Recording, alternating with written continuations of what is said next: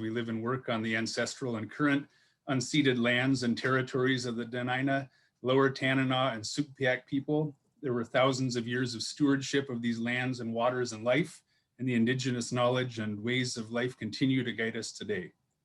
So thank you. And I'd like to introduce our host Micah Hahn from the University of Alaska Anchorage Institute for Circumpolar Health. Awesome. Thank you so much, Louie. My dogs are here in the background, so they may join us every once in a while, but I'll try to keep myself on mute so you can hear all of the awesome polls we have here today. So as Louie mentioned, I'm an assistant professor of environmental health at UAA here in Anchorage. Polly and the folks at Alaska Center asked me to moderate this panel because I've been working with a lot of communities around the state to facilitate the development of climate action. So basically mitigation adaptation actions to get our cities prepared and more resilient for climate change. So I wanted to welcome you here today and thank you so much for spending your lunch hour with us. When Polly and the folks at Alaska Center first reached out to me about moderating this webinar, they really emphasized that they wanted the main theme to be hope and possibility for climate action in 2021. So we know that COVID has been at the forefront of everyone's mind and has taken a lot of energy from basically every aspect of our lives over the last year. And so we're really excited to kick off this year with a renewed focus on the importance of climate work happening around the state. And we have lots of reasons to be hopeful. I mean, the COVID vaccine rollout is going really well in Alaska. We're ahead of the game compared to most other states. We have a very high per capita rate of vaccination right now. We are going to see a huge shift at the federal level in terms of priorities and funding for climate work. We've already seen several changes in the first week of Biden's administration, which is really exciting. In talking with EPA colleagues, they already have plans in the works for pulling up web pages that were previously taken down. So that's really exciting. And in case you didn't notice, we gained 5 minutes of daylight today, everybody. Woohoo! Okay, so today you're going to hear stories from 4 Alaskan communities who are forging ahead with climate action. I'll present the panelists one at a time, and they'll each give a short presentation on the project or initiative that's happening in their community, and then we'll open it up to questions. And so throughout the presentation, Louie mentioned, please put your questions in the chat box, and we'll be collecting them behind the scenes. And then we will, we have a series of questions lined up for them, but we'll sort of intersperse them with questions from the audience. So feel free to throw those out there. Okay, anything else from coordinators or panelists before we get going? Nothing from me. Sounds great. Awesome. All right. Okay, so our first speaker, oops, let me pull up her bio. Our first speaker is Darby Osborne, who is a high school student living in Sitka. She started a youth-led climate group in 2019 called Youth for Sustainable Futures and has continued climate advocacy in her town. She has provided testimony in favor of climate resolutions at assembly meetings, spoken at climate-focused events, and sits on the recently created Climate Action Task Force in Sitka. Much of her work is focused on galvanizing youth, supporting and ensuring that youth voices are heard when discussing climate change. So we're so excited to have her here today, and I will turn the floor over to Darby. Awesome. Well, thank you so much, Micah. And before I delve into this, I just want to say thank you to all the panelists who are here today, and thank you especially to all of you who are watching this webinar. I really appreciate the opportunity to speak about all this stuff. But just to begin, I figured I'd start by explaining how exactly my youth group was formed. We started back in September of 2019 as part of the kind of global climate strikes that were occurring. Me and one of my friends decided it would be cool for our local high school to participate in that climate strike. So we were able to throw one together somewhat last minute, but it generated a lot of support, a lot of press. And then from that point, we were able to get a lot of youth support in the formation of a youth-led climate group. So we merged with another high school, Mount Edgecombe High School in the area. And as of right now, we have about 15 youth who are meeting weekly and continuing to work on addressing sustainability issues and climate change issues in Sitka, Alaska. So that's been really, really exciting for me to be able to have that be part of my high school experience. But as a group, we have worked on changing climate change curriculum in Sitka. We've provided testimony at assembly meetings and at the subsistence hearings for the roadless rule. We do monthly trash pickups, and one of the most exciting projects that we've worked on is passing a resolution through the local city assembly. So after YSF, Youth for Sustainable Futures, was first formed, we merged with Mount Edgecombe, and that environmental group was working on drafting a city resolution that declared a climate change emergency, established a climate action task force, and had a couple actionable items for Sitka to take as well. So we brought that to the assembly. We worked with a couple members who had pro-environmental stances, and then we were able to go to the meeting. We provided several hours of testimony, which may have been a bit tedious for those sitting on the assembly, but it definitely made an impact. And that was one of the starting points of our group as well. That's when we started to become a name in the community because people knew, oh, climate change really is an important issue, especially for the youth, because we provided the majority of the testimony. Unfortunately, that first resolution did fail. I think it was downvoted 4-3, so very slim margin. But after that, our group was able to reach out to those who had voted against it and kind of ask them what their concerns were, what changes could be made. And ultimately, one of the people who voted against it ended up drafting their own climate resolution that still established a task force and still declared a climate emergency. So we were able to kind of work on that relationship, form that resolution. But then unfortunately in March, COVID happened and it was delayed for several months, but then it was picked up again in November of 2020, and it was able to pass. So we were finally able to get that resolution passed. We then officially declared a climate emergency in Alaska, and we did establish that climate action task force. So that was this last November. And then recently I myself filled out an application for that task force and was accepted onto it along with 8 other members in the community. And we have yet to have our meeting. Our first one is coming up this February, but I think it's just a really great example of kind of creating something where there wasn't really anything. And it really speaks to, I think, perseverance. And personally, I'm very happy to be able to serve on that board because I think it is very, very important to have youth voices involved in this conversation. In the creation of the task force, when we were trying to get it onto the assembly resolution, I did testify on numerous occasions, and during all of them, I would always talk about why it's so important that there's a youth seat on it, why it's so important that they listen to the voices of the people who are going to be inheriting the world that they're kind of presiding over right now. So that was just really an amazing opportunity, and I am very excited to see where this climate action task force gets us. I agree. I like the snaps. I hope that all of the participants are snapping behind the scenes since we can't see you. Thank you, Darby. That's great. That was such a great introduction. And remember, everyone, feel free to put your questions in the chat. We'll, as they come up, and we'll keep track of those. And we will definitely get to circle back around to all of the speakers. So that's not the last you've heard of her. Okay, so our next speaker is Scott Waterman, who has more than 30 years of professional experience in energy policy and communications. In particular, he served as the energy programs manager for the Alaska Housing Finance Corporation for over 25 years. And his recent position, and the thing that he's going to be talking about today, is he is the chair of the recently instituted Kenai Borough Resilience and Security Advisory Commission. So we're really excited to hear about this really cool initiative. So I think Scott has some slides, so we'll get that teed up and we'll hand it over. Well, thank you very much. Yes, so thanks for having me here today. Welcome to everyone. Next slide, please.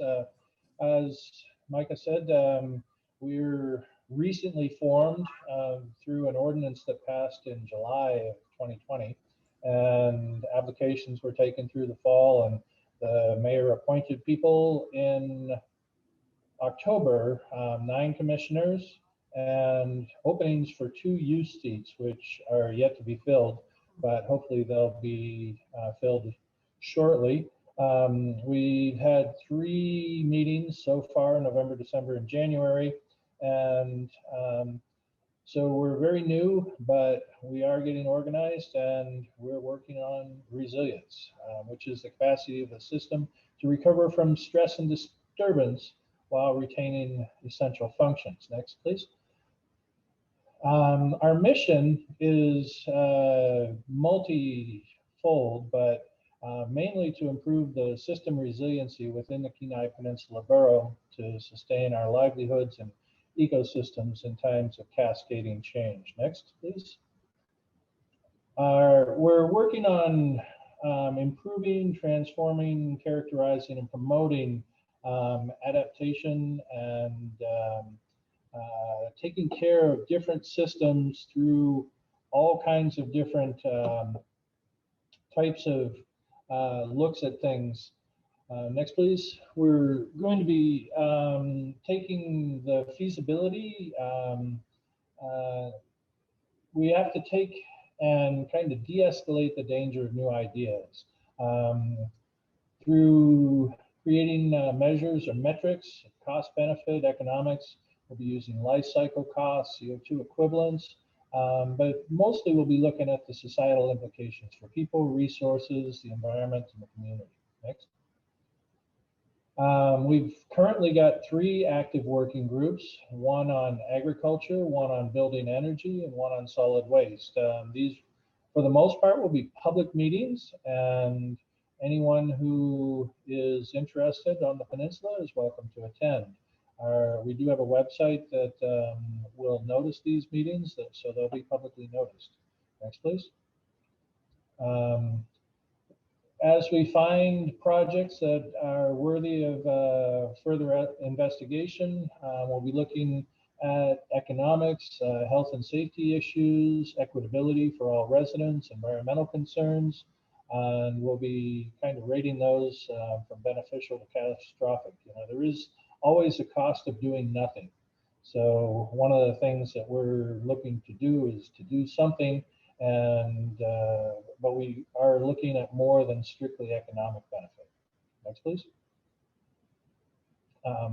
So one of the issues with our landfill is our landfill, like many places in Alaska, has got a finite life cycle.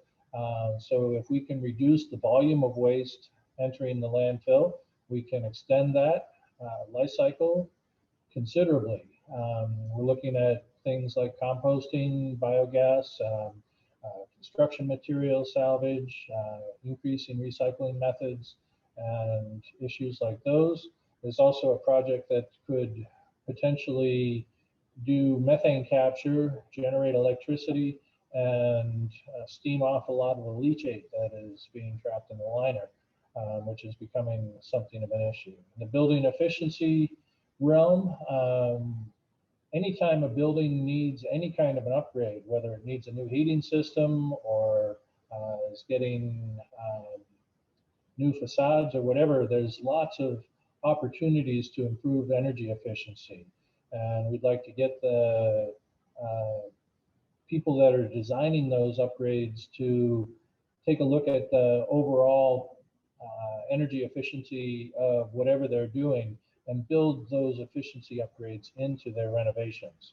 We're also looking at building monitoring, which is a huge issue of knowing when your energy is being used, and can be result in considerable savings.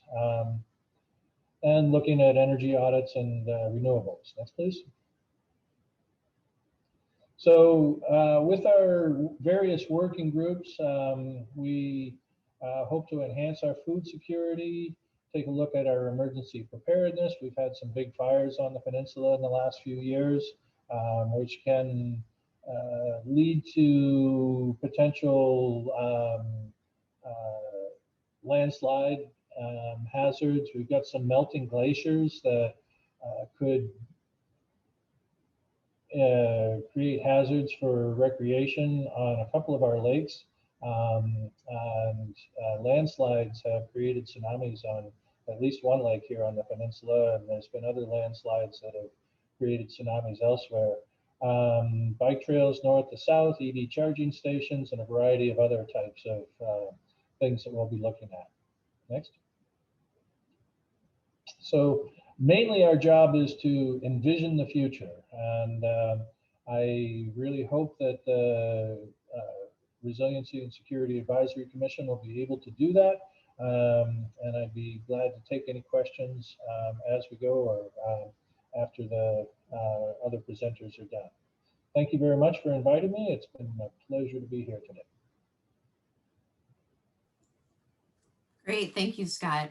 Yeah, I hope that you guys have some questions teed up for Scott. I think it's one thing that's really interesting about this, what's going on in the Kenai, is that it's really the first regional approach that we've seen to climate action in Alaska. And so I think it's a cool model that maybe could be utilized or sort of pieces and parts taken for other parts of the other parts of the state. So be thinking about that as you're teeing up questions for Scott. Okay, our next speaker is Shaina Kilcoyne, who is coming to us from Anchorage. As the Energy and Sustainability Manager at Solid Waste Services, Shaina works on a broad range of energy and resiliency goals for the Municipality of Anchorage. She strives to collaborate with the many city departments, community entities and organizations, and local business leaders to foster partnerships across disciplines to leverage shared goals. Previous to this role, Shaina worked on energy efficiency policies and programs for the Renewable Energy Alaska Project, you guys might know it as REAP, for 7 years. And today she's talking about a really cool initiative here in Anchorage that to support, to build in equity into the implementation of the Anchorage Climate Action Plan, which again is sort of a new lens for a lot of the climate action work that's happening in the state. And so I will hand it over to Shaina to tell you what she's working on. Hi, everyone. Thank you for having me, and thank you, Micah. Just a tiny bit of background. Anchorage passed a climate action plan of May of 2019. So thank you to everyone who participated in that in some form in the development of that plan. We had hundreds of people participate. And this plan was developed with the university, including our fearless leader Micah Hahn, actually, as well as some of the other folks participating in this webinar. I'm sure many of you on the call have also participated, so thanks again. This is a fairly standard practice for communities these days. It's a strategic roadmap that guides our work to reduce emissions and create jobs, but also to think about how we are going to plan for the future and incorporate those climate changes that we're already seeing in our environment into the plans and actions municipal-wide. So I'm excited today that we are announcing have released the first annual report. Next slide, please, Chanel. This first report is very much qualitative. We are working to develop an inventory of our greenhouse gas emissions. And so I expect that next year's report will be more quantitative in nature once we get a better handle on that inventory. I will say that that is a very big task and it will take some time. So we're still working on that. I hope you have a chance to review this. There are so many accomplishments across the municipality that frankly, it was difficult to fit it all in. I have a link at the end of my last slide has a link where you can find access to the report. So next slide, please, Chanel. I'm going to focus today on the how we are implementing the climate action plan. Per our goals in the climate action plan, we're focused on 2 paths for leadership and accountability. These are the keys to effective implementation of the CAP. Internally, we've developed a mayor's resilience subcabinet, and this includes representatives from all of our municipal departments, many of our municipal departments. And we meet quarterly to share our progress and discuss challenges, as well as develop an annual climate action plan progress report and a work plan for the following year, which is included in the progress report. So this group works together to implement the plan across all of our departments, rather than siloing the work within just one department, or in this example, the sustainability division. But the main thing I wanted to share today is our work to view climate action through an equity lens. You can see here the Climate Equity Council. So the municipality and the university are working to create a Climate Equity Council that will provide community input to the municipality regarding the planning and implementation of climate and sustainability initiatives, with a specific focus on equity concerns. Climate change intersects with social justice because it impacts marginalized communities who historically have had the least say in government actions. You can look around at the makeup of many of our commissions, employees, and even working groups for the climate action plan. And the makeup is it generally does not reflect the diversity of our community. So we ask ourselves, what voices and experiences are we missing in this development? And we include youth voices in that. So I'm especially excited to hear about the great work and things that Darby and the youth in Sitka are doing. So the council will engage those diverse voices, and frankly, I hope will help strengthen trust between residents and decision makers. This will be an independent leadership body rather than a part of the municipality, and that's part of the accountability piece.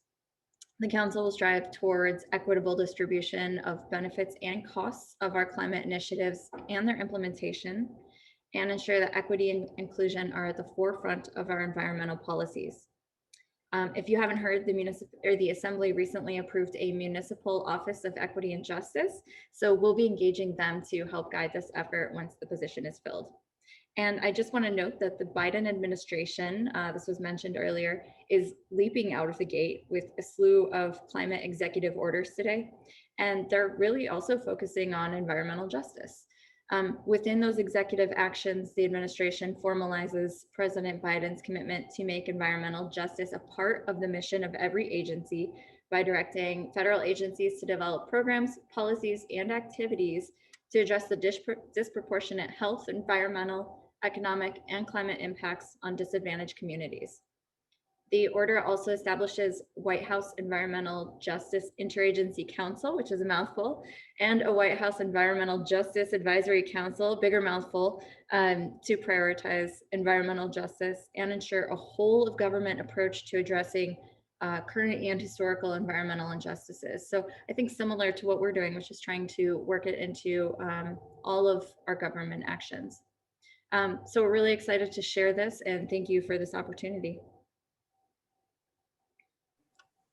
Awesome. Great. Thank you for that introduction, Shaina, to the Anchorage Climate Action Equity Council. Be sure to sign up for the Anchorage Climate Action Plan listserv so you can stay up to date when we start putting out information about accepting applications for the council. So, okay, so then our last panelist is coming to us from Cordova. Clay Koplin is the CEO of Cordova Electric Cooperative, where he has worked with a small dynamic team to develop an advanced microgrid system featuring 100% underground distribution lines, 100% LED street lighting, fully automated diesel and hydroelectric power plants, and a state-of-the-art battery energy storage system. He currently serves as the mayor of Cordova and on the Department of Energy Office of Electricity Advisory Committee. He enjoys hunting, fishing, hiking, and gardening in his free time. An excellent Alaskan representative. Okay, so I will turn over the floor to Clay. Hey, thank you, Micah. And my sound's okay? Good. And so Darby and Scott and Shaina talked about some leading and initiatives and planning and so forth. And I'm going to kind of roll this forward a little bit to some actual project solutions and outcomes here in Cordova. If you want to advance, this is an aerial view of the community, fishing community on the coast. And Cordova's goal is to move away from diesel fossil fuel generation to more affordable and locally sourced energy. So for Cordova, energy security means we use the resources that are close by. Our hydros save about 1 million gallons of diesel fuel a year, and we are now knocking on the door of 80% renewable year round. Our hydropower costs about 6 cents a kilowatt hour. Our diesel cost per kilowatt hour can be as much as 60 cents when fuel prices are high. So next slide. This is a really interesting look at need and use. So the black parts of this graph are where we're generating with diesel fuel. And then because we have run-of-the-river hydroelectric projects, which means we're not storing big reservoirs of water, we're just using whatever is available in the rivers. So as snow melts and glaciers melt and rain falls, we get a lot of hydro in the summer, which is exactly when our seafood industry uses most of the energy. The problem is that these green and yellow areas are where we have a lot of excess energy available that goes to waste, and we don't have enough renewable energy in the winter. So our goal was to get some kind of storage that would allow us to better utilize infrastructure we'd already invested in. And next slide. So we're a very small community, very small organization, and we partner fiercely. Just thinking about LED street lighting, and Shaina's mentioned on a mayor's council, we actually piggybacked our first LED lighting fixture purchases on the Municipality of Anchorage's with Mayor Begich at the time. And ironically, we got our system completely retrofitted before Anchorage did, but we got the fixtures for half price. So we partner fiercely, and fortunately we have some great partners through the Alaska Center for Energy and Power and Dr. Emery Juke at the National Laboratories. And we used our 20 years of 1-second resolution data to very carefully model the right energy storage solution and the right size and right location in our community to provide the best benefit. So next slide. So what we like to do with any project is look at all the potential value streams. And this is just a picture of our Cordova Electric staff. And we currently have the highest percentage of born and raised Cordova employees.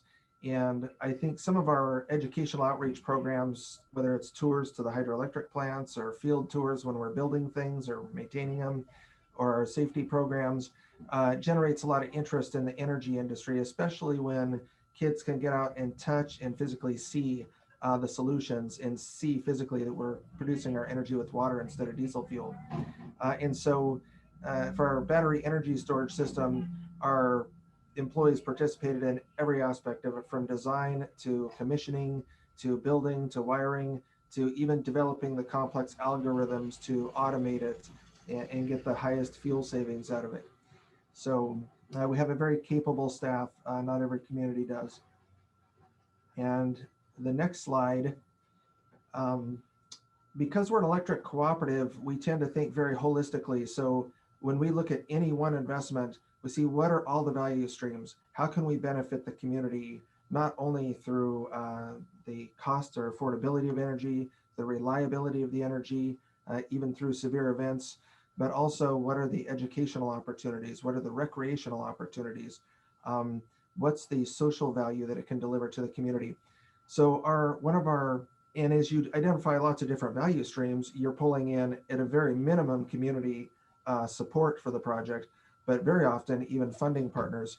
So our community hospital is a good example of being under really a regulatory compliance order to upgrade their emergency diesel power plant on one of the most reliable systems in the world. Really, I don't think they've had a 2 or 3 hour outage in 30 years because of our underground power lines.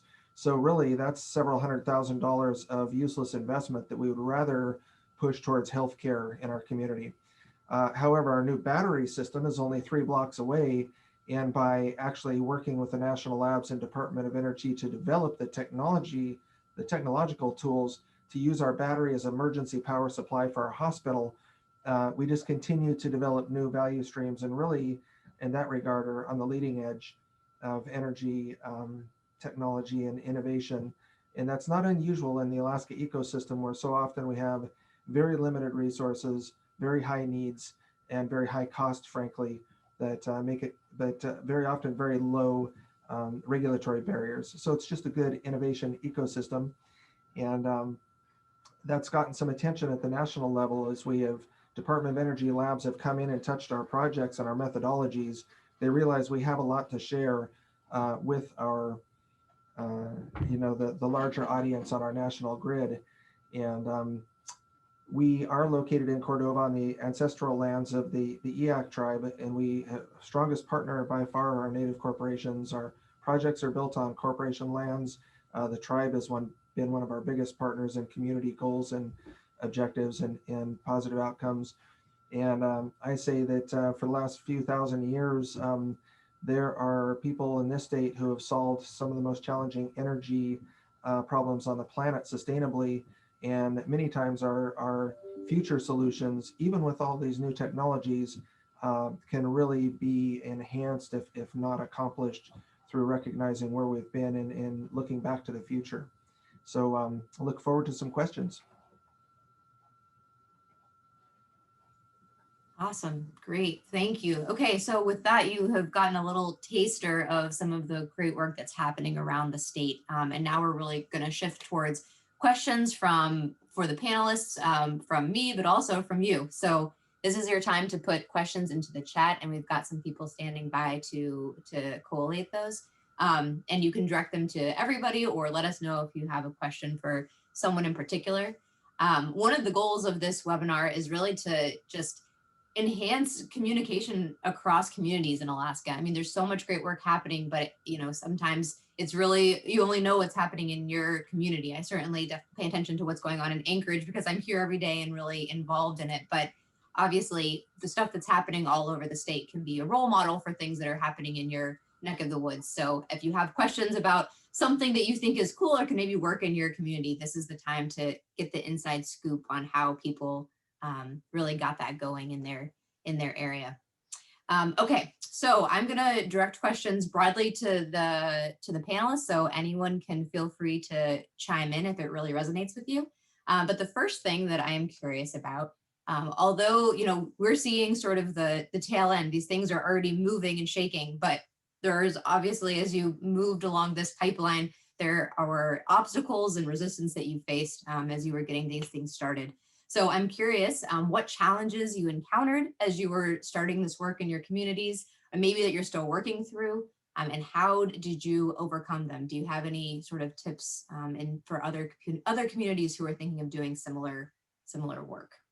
Any panelists want to take that one to start? I can take that one.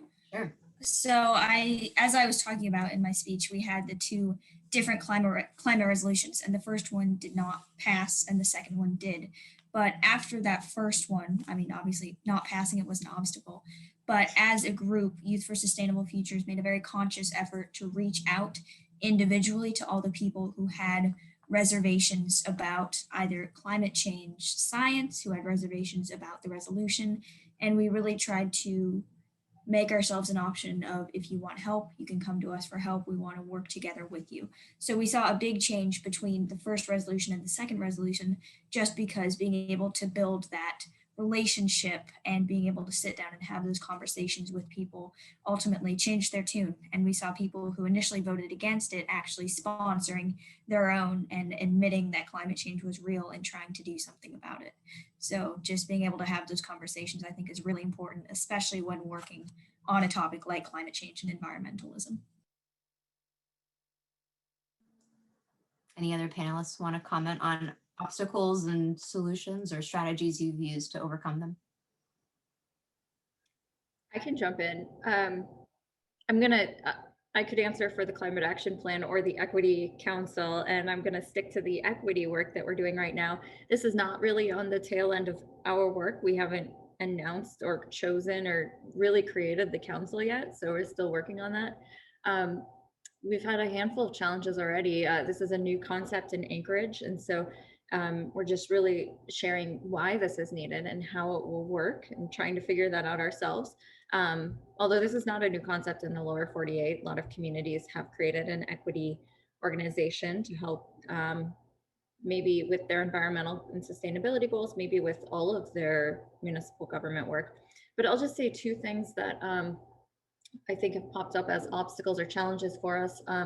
One is trust. One of the goals that we want to get out of this is the trust building. And so the barrier to me is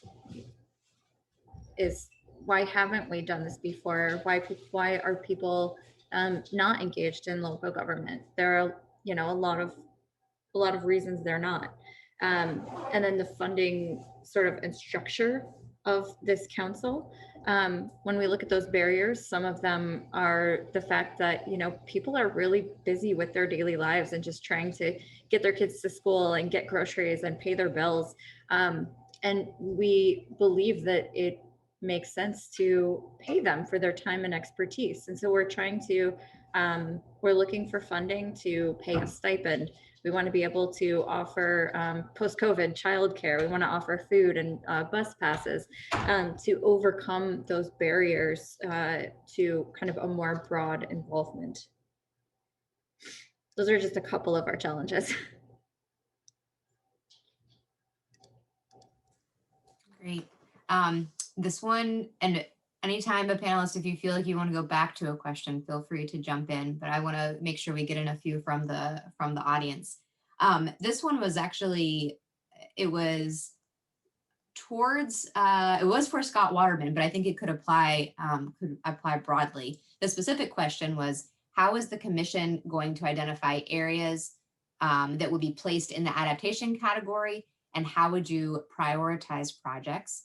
And I think more broadly to everybody, obviously you guys could be spending your time on many different venues for climate action. And so how do you sort of prioritize what it is that you're working on in your communities? So Scott, you can start, or anyone else if you have a sort of an idea. Sure. Yeah, I think there's a lot of things that are already happening, and we already are in a situation where we have to adapt. And yet there's still many, many things that are part of the mitigation process. So as we do things like if we could incorporate methane capture from landfill, for example, that can be mitigation, but it can also be an adaptation because we're trying to extend the life of the landfill, and we're trying to control the amount of leachate that is being produced, and a number of other things. So they're both mitigation and adaptation. And is it really necessary to clearly define those? Maybe, maybe not. But if there's a solution to one thing solves other problems, then more power to us. As far as other types of adaptation, we've had some big wildfires, as I've mentioned. What could be done with those burned forest lands? Maybe those could become some of the agricultural lands that the borough decides to put into play. The adaptation, as the borough is looking at putting the agricultural lands into play, can there be incentives for minimizing chemical fertilizers and maintaining riparian barriers, and that type of thing?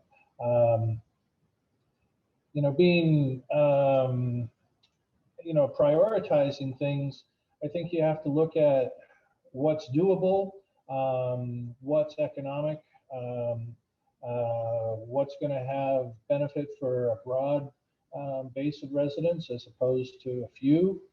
So those types of things will become in, and then what kind of results are you looking at? I think, as an economic issue, looking at things like life cycle costing, overall cost, doing a real cost benefit analysis.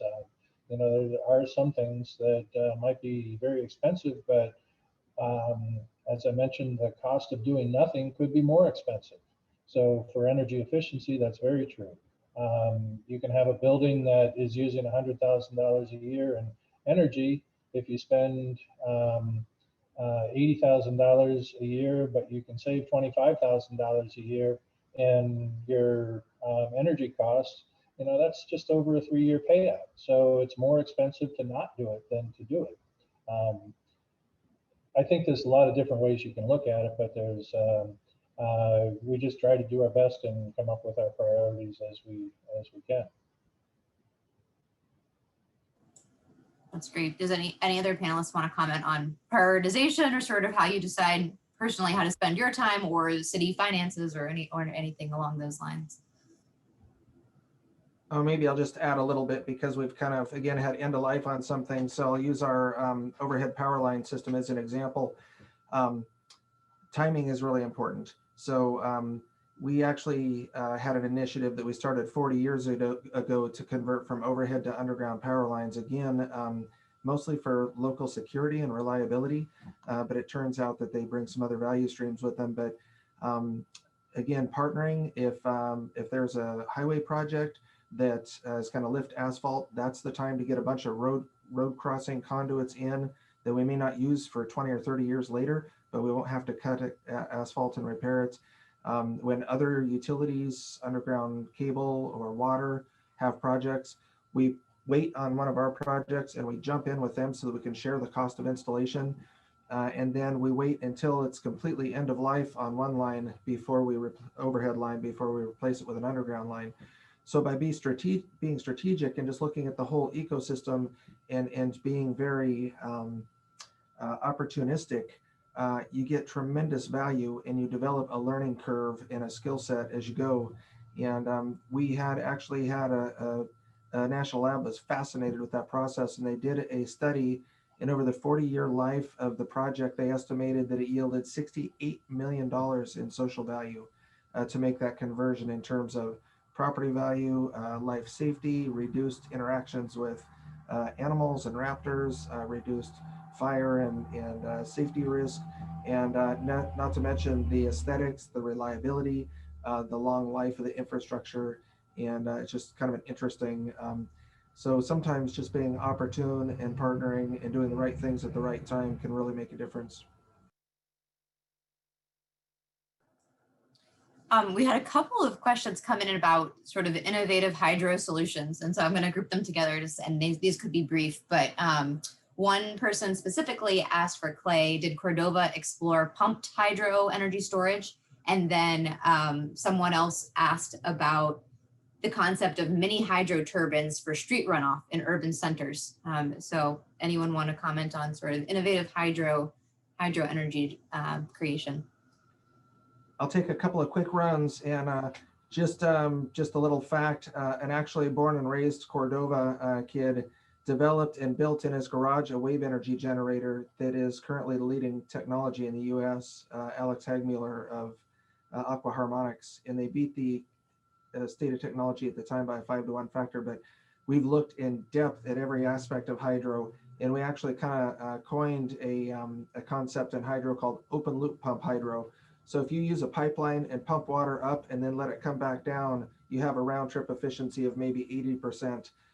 But if you have a conventional hydropower project and you have an adjacent waterhead and you can pump from a high reservoir to a higher reservoir and then go all the way down to a lower plant, you can get a net gain. And we call that open loop hydro. We had a site where that was feasible, but honestly, there are lots of perceptual and regulatory barriers to hydro. It is extremely difficult to cost effectively develop hydro. And even when you do have a very feasible and valuable project, community and other resistances can really take it off the table. And we've had some of those experiences, to get back to the barriers thing. But yes, we actually advise a lot on hydro technology with the Water Power Technology Office. So.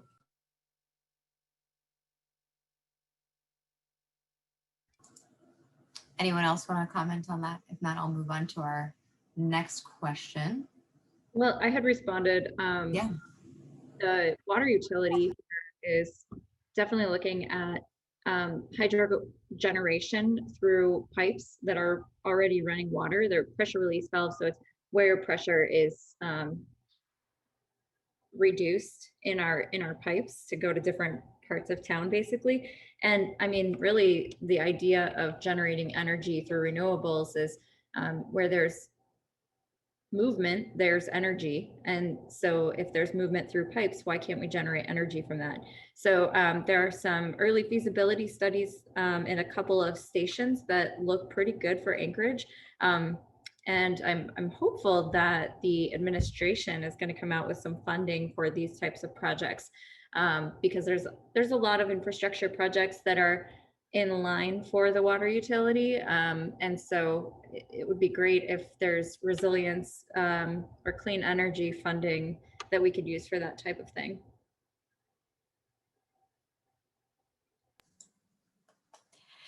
We're all looking forward to that. Yeah, funding makes it really easy, and just generally administrations that support this type of stuff helps you be creative. Okay. So some folks of you guys have addressed this a little bit, but maybe I'm looking for some more specific examples. How have you engaged or hope to engage with other organizations? So most of you are municipal representatives or engaged sort of at that level. And how have, in your projects or in your work in your community on climate action, worked with other orgs outside of government? Can we hear from Darby? Yeah, so I have been lucky to, be in a place as small as Sitka, Alaska, because it's one of those everybody knows everybody towns, and being a part of several different organizations. Outside of YSF and the Climate Action Task Force, I also have some involvement with Citizens Climate Lobby. I did an internship with Sitka Conservation Society. So I think just being able to be from a place that's very interconnected has been very beneficial to all the groups, just because we've all kind of established ourselves as, if you need help, you can come to us. If we need help, we can come to you. So I think being able to build that relationship with all those different organizations has been great. And then looking at the broader statewide level, a group that has really helped us here in Sitka is Alaska Youth for Environmental Action.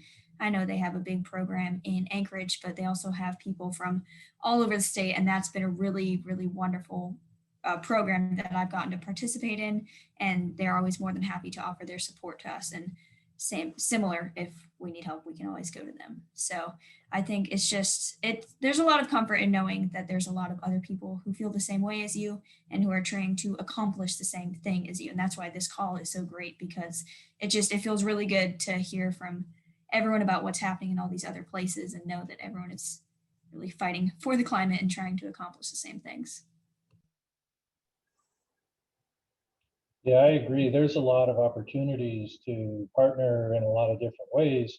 I'm relatively new to the community of Homer and to the Kenai Borough. I've only been here a couple of years. And so I'm still learning my way. And one of the things that I've done just for my own benefit is to kind of map the different nonprofit organizations and various working groups that are going on around the peninsula. And it's relatively easy to find out what's going on in Homer, down at the south end of the peninsula, but I reached out to others in Seward and Hope and other parts of the peninsula, Kenai and Soldotna, and I've kind of actually built a network or a map in my mind of the various organizations that are doing it. I hope to be able to transfer that to paper so that we'll have kind of a map for future networks to work. The other interesting part of that is to find out how much overlap there is in things like education and organization for, say, finding out about wind project potential. There was a couple of different groups that were working on looking at wind potential, and they didn't realize that they were both doing the same thing. So I think they've combined now, and particularly with education on energy efficiency and renewable energy, there's a number of groups that are doing that as well, and putting them together so that they can complement rather than compete with each other is a really important aspect.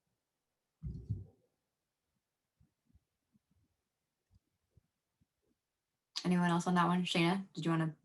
Yeah, I'll add that for the both the Climate Action Plan and now the Equity Council, we've been doing extremely broad outreach to community partners and really trying to get their input for the Equity Council before we launch it.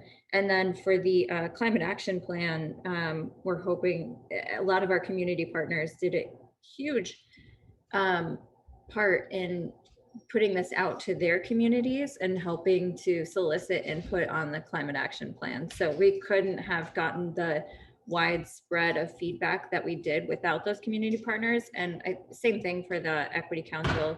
We are heavily dependent on them.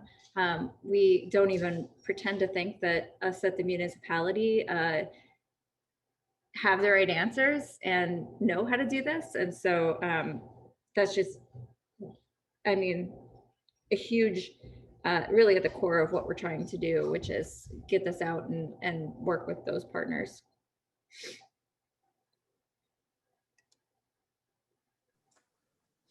Okay, there are a few that have come in again about sort of like very specific climate mitigation, carbon mitigation actions. So I'm going to group those together and then we'll go broad again. Do any panelists want to discuss the benefits of decarbonization? In particular, it's from Matsu Valley is interested in sort of talking points for Matanuska Electric Association. So decarbonization, the other one was air sourced heat pumps for individual buildings, and then underwater compressed air storage. So decarbonization, air sourced heat pumps, and compressed air storage, underwater compressed air storage. Anyone want to comment on any of those solutions?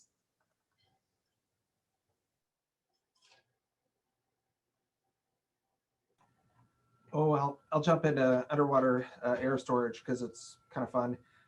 So if you think of a balloon under 200 feet of water, as you pump air into it, it has very small footprint, but there's so much buoyancy that you have to somehow counteract that. So with a lot of our fjord-like terrain in certain parts of coastal Alaska, and maybe even, so you can have an underwater cave and have a storage bladder there, and it takes very little room to store a lot of energy.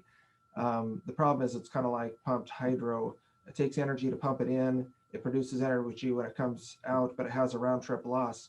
I thought about kind of an interesting concept of putting air storage in a dam reservoir, like especially some of our kind of high altitude hanging lakes.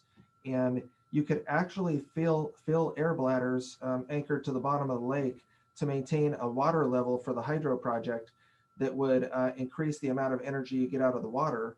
And then you can also, as for example, as it starts raining or something to fill the reservoir, you can release the air to generate.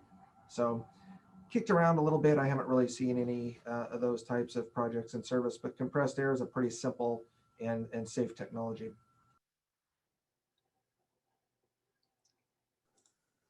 Any other comments there? Anyone want to throw anything in?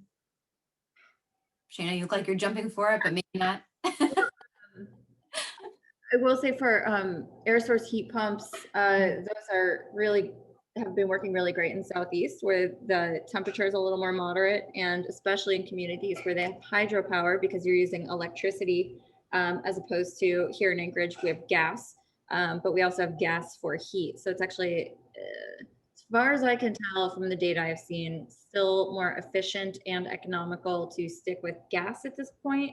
And there are, more efficient systems in terms of gas usage, but I'm not seeing air source heat pumps at this point work for Anchorage.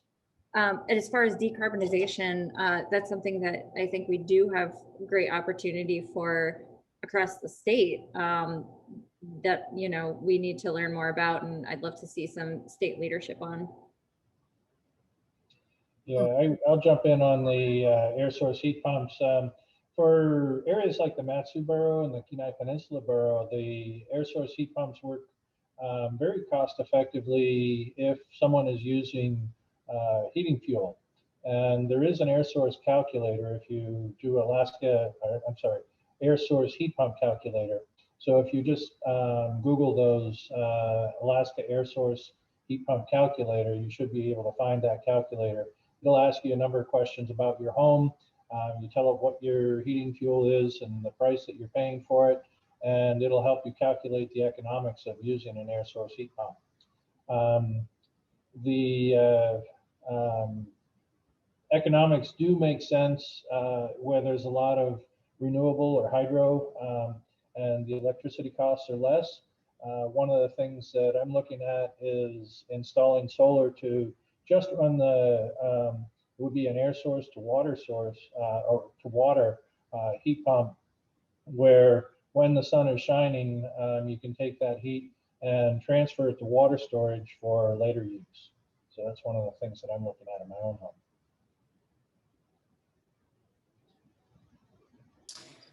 Okay, so now I have a question. We're going to back out a little bit, talking about state action on some of these issues. And maybe we'll start with Darby for this one, since she's done a lot of work on advocacy at the state level. But so in addition to having a new federal administration, we also have a new legislative session that just started up down in Juneau. And so are there any messages that you guys have to our new legislators? How can they support your work? And then someone specifically wanted to know how we can get renewable energy higher on the governor's list of priorities. So Darby, you want to take a shot at that one? How do we get our state representatives more excited about this stuff?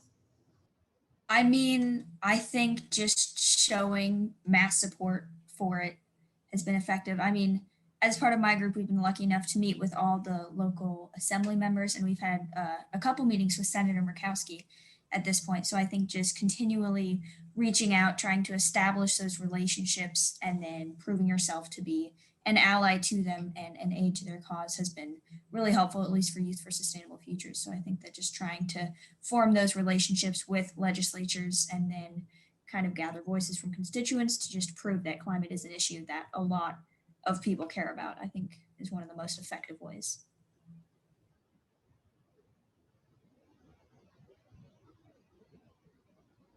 Yeah, I mean, we need state leadership on this stuff. We need state leadership on climate now, and it's really great to see it at the federal level. So if we have it at the federal level and the local level, hopefully our state can step up. And I am seeing interest from the governor on economic development policies. And so maybe to get higher up on the governor's priority list, we can focus on the economic development and jobs that come from investing in clean energy infrastructure and policies. You know, when we're doing things like investing in renewable energy and energy efficiency and electric vehicle stations, those are local jobs. And that's exactly what we need right now. So, you know, hopefully we can focus on that and make him see the light, especially if we're getting, you know, more federal funding for those types of things.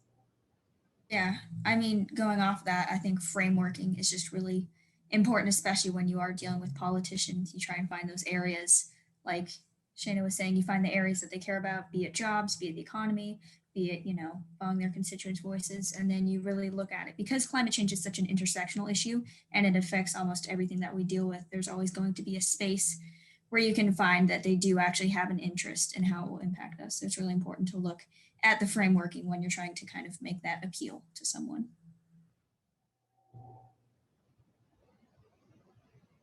I think, again, I'd just like to share an experience, and Darby and Shaina have kind of already hit on it.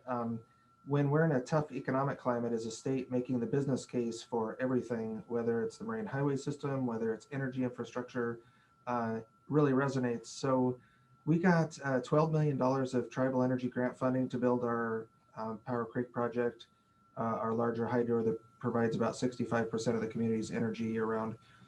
We got $12 million of state funding for that project, so it's debt free.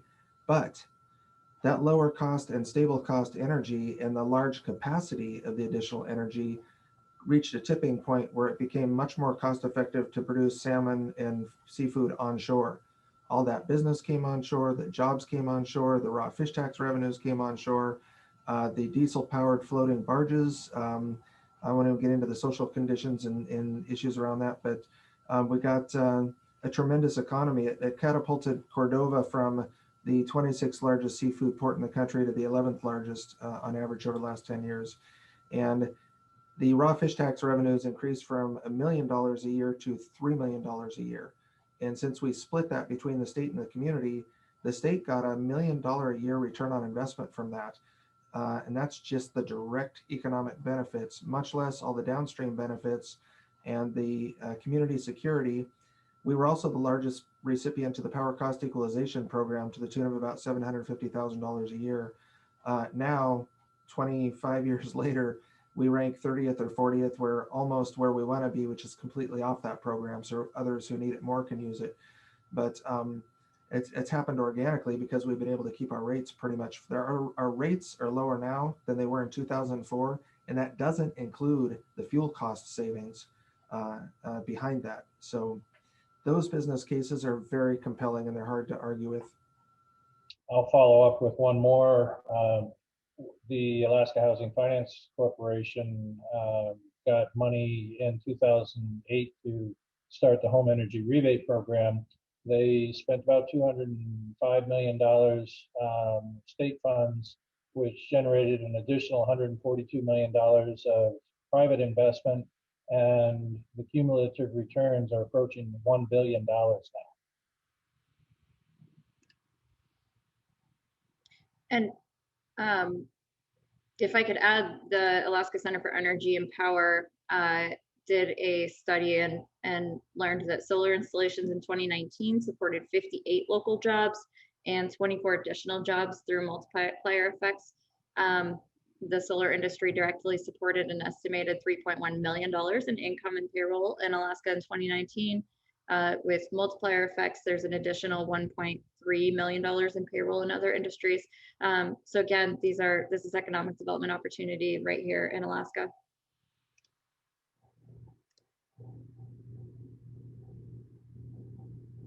That's great. Yeah, no, I think the more that we can sort of share those types of numbers and like the ways that we're calculating things with one another, you know, we don't need to all start from scratch and reinvent the wheel. You know, it's nice to be able to sort of have templates for having these talking points and understanding the true cost and return of a lot of these projects and investments. So it's great to hear ideas from around the state.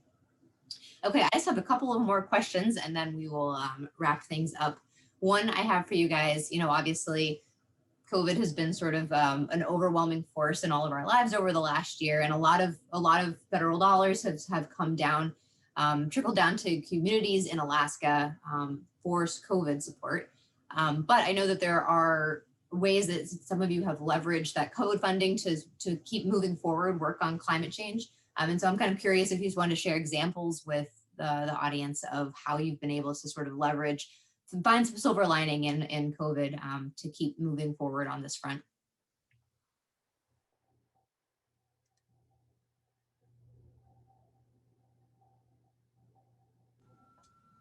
I'll just jump into a quick example. We have a community hospital. It's actually maybe one of the last, if not the last, community funded hospital in the state. And they needed some we were working actually with the Alaska Center for Energy and Power and some national lab partners and so forth to look at air source heating. Actually, we didn't really get into another advantage of heating is that it has a longer time scale. So you can heat a home 2 or 3 hours either way maybe, and the temperature drop isn't going to be real important. So if you have some intermittent renewables available, you can kind of time how you dispatch that energy and balance your grid. And that starts to be what a smart grid looks like. So anyway, we were looking at wholesale air source heating of our hospital and modeling that. But when COVID came along, the more pressing need for the HVAC system was to have positive air supplied rooms, to have hepatic filters, so forth, to assure the reduction of infection transmission from room to room. So they used the COVID funding to make upgrades on their HVAC system, their air handling system, but in the process, they were able to add automation layers and prepare for the eventuality of air source heating. And so it was a way to kind of leverage those COVID funds to meet the immediate medical needs, but in a way that put them on a sustainable path to more efficient and responsible energy use at the facility. And in Anchorage, not quite as direct as an example that Clay had, but in Anchorage, our Parks and Recreation Department has used some of the funding to hire people to work on invasive management as well as beetle kill mitigation. Beetle kill has been a huge problem here in South Central Alaska and leads to a greater wildfire hazard. It's an aesthetic blight, and it's definitely a concern. Those trees are unstable and can fall down. So we're excited to see the improvements that they're making, and they're putting people to work right away and doing great things for our community.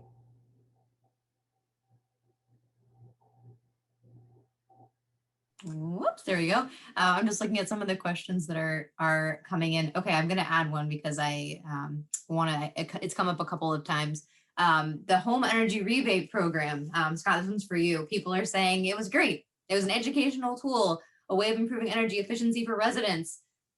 What happened if it was such a good return? And is there any chance it can be reactivated and funded in your wise wisdom? So state budget is the quick answer for that. Everybody knows what's going on within the state budget. Yes, it was an incredible opportunity. I think that there was a lot of things that were done. Shaina worked pretty closely with me on a lot of the different things that happened with that. And we saw a lot of good, what I call basic infrastructure for energy efficiency and renewable energy came out of that. So there are some long-term results from that, in addition to the homes that got upgrades, energy efficiency upgrades. But state funding being what it is, they couldn't continue to put that kind of money into it. There may be some opportunities for something like that. One of the things that I'm taking a look at is trying to encourage an increase in the federal tax credits for improvements to energy efficiency, see if there's any appetite to look at, some federal money for a rebate type program. So there might be some opportunities for that in the future. The other thing that's happening is the Renewable Energy Alaska project is working on a green bank concept, which would allow financing, low interest financing for that type of thing. And if that was available, there may be a possibility of finding sources of funds to make that a lot easier for people to do. And people should be able to get a loan to upgrade their homes with energy efficiency improvements, heat pumps, rooftop solar, as easy as it is to get a car loan. But right now it's kind of difficult. So we're working on that through the REAP. Great. Yeah, thank you for that rundown, Scott. You're the perfect person to answer. Okay, so my last question for everyone, it seems like it's on people's minds because we're getting some awesome comments in the chat, but how do people get involved, right? How do residents of your communities support what you guys are doing, sort of do work on their front? Any ideas sort of for, where people can put their action and enthusiasm for the work that's happening on climate action?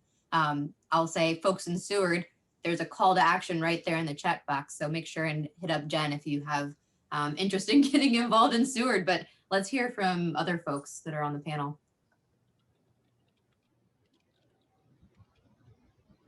Well, you've listened to me flap my lips all day here, but please contact me if you're on the Kenai Peninsula, anywhere else. Always open to new ideas. I'm putting a link for residents. It's kind of regarding the intersection of the climate action plan and resident action. The climate action plan in Anchorage was really focused on municipal actions, but there's just so much interest from the community that we really pulled from it and tried to share what residents can do. You'll notice at the top of that, the action is to contact your elected officials and share your thoughts on climate action with them. And then I'll put another link in here, which is for businesses. We have a new program that we are about 95% complete on, and it's the Commercial Property Assessed Clean Energy, or CPACE. Despite this wonky name, it's a fairly straightforward program where commercial private properties can implement energy upgrades, either solar energy or energy efficiency. They go out and get a private loan from a lender, and they can pay it back on a voluntary assessment on their property taxes. This is at no cost to taxpayers. It's paid through administrative fees, and it's a great program because it puts the lien, a higher lien on your property above a mortgage. And so it's a very stable form of payment. And in the lower 48, it has helped leverage millions of dollars in projects, especially during this economic downturn. So I'm going to put the link in there. So if you know any businesses or property owners, commercial or business properties, they will soon be eligible for this program.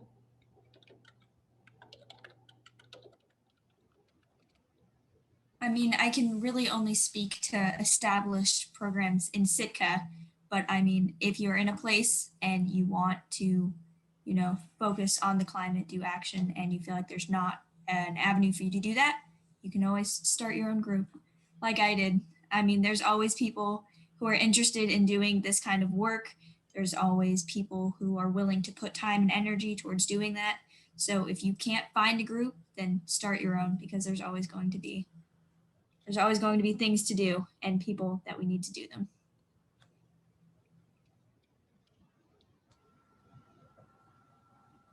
You know, I think I've been in Alaska just long enough to remember kind of just on the cusp of pre-oil days, and when people did a lot of their own gardening, just because we didn't have big box stores and air freight delivered food and everything. Again, Back to the Future, we're in a different economic place, and you know, on the front end of the environmental movement, I remember there's a phrase, a real popular phrase, think globally and act locally. And, you know, action is what actually makes a difference. And I consider myself an environmentalist, but sometimes that means being the one that pulls over to the side of the road and picks up the, sometimes it means planting a garden so you don't have to eat imported food. It doesn't necessarily mean trying to influence a process. It's just managing personal and local behaviors in ways that are beneficial. And it doesn't have to all be complicated. I was kind of chuckling because we actually had a commercial farm in Soldotna where I grew up, and we used to recycle the oil fields barrels, the black barrels, and clean them really good. And we'd fill them with water in the upper portion of the field, and they would warm up during the day, and we would water in the evening when it didn't stress the plants, but when we were also warming the soil back up. And we grew stuff that we were told we could not grow in Kenai 40 years ago. So again, there's so much institutional memory in this state, but a lot of, you know, making a difference really means action and work and real true implementation of things. And so we kind of need to recognize there's a balance of creating the right environment to do the right things, and then there's actually doing the right things.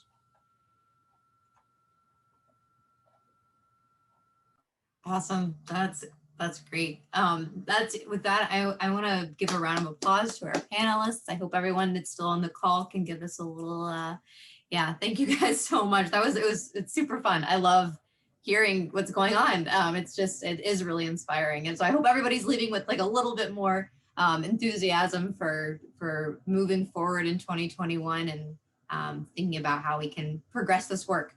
So I'm going to hand it over to Louis to close us out. There are a slew of climate events coming up that we'll give you a rundown of a few of those, and then tell you how to stay in touch with Alaska Center. Thank you very much, all the panelists, and thank you, Micah, for moderating so well, and all the attendees for your great questions. And I think just if we're developing greater communication between local governments on this question of how local governments can learn from one another and how citizens can be involved. And so I think that local action is going to be key. And then with the Biden, administration, some of their climate endeavors, I think are going to reach down into the local government level. And so we'll have the benefit of innovative programs that have been started in Alaska already. And a lot of citizen involvement. So it's exciting time. And I think we had a link dropped in to the upcoming Alaska Common Ground event, which will be trying to pull up the link. I thought we had it on the page there, but 7 p.m. Yes, there it is. Thursday, January 28th, 7 to 8 p.m., Alaska Common Ground, talking about how what we can do locally to reduce emissions and save money. So thank you, and I hope you all can make it to that event, and thank you for participating today.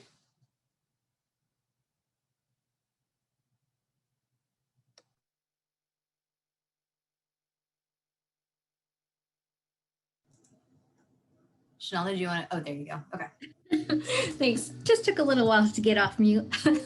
Yeah, thanks everyone for joining Climate Care Community Conversations for Change. Our purpose here is just to connect folks with Alaskan resources so that we can move forward. Hopefully you all can get connected with these wonderful panelists. Our next webinar will be Friday, February 26th on 2021. You can view previous webinars at our website. The link is below, but you can also just type in akcenter.org and you can find it from there. And also this webinar will be up there as soon as we've got it ready. Thanks so much, everyone. Thank you. Thanks, everyone. Blah.